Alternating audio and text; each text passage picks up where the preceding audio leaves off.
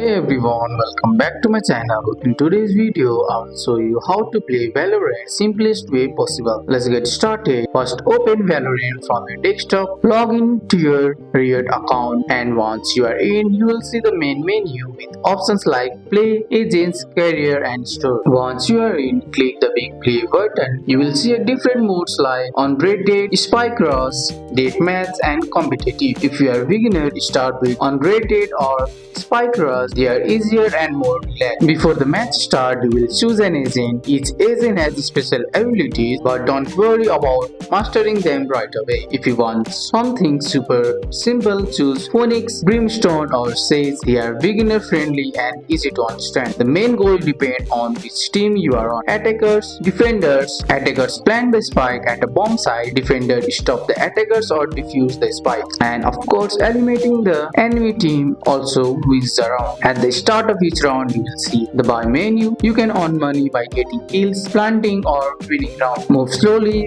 check corners, and don't rush alone. Communicate with the team using voice or chat, and that's it. Now you know how to play Valorant the simplest way possible in your PC.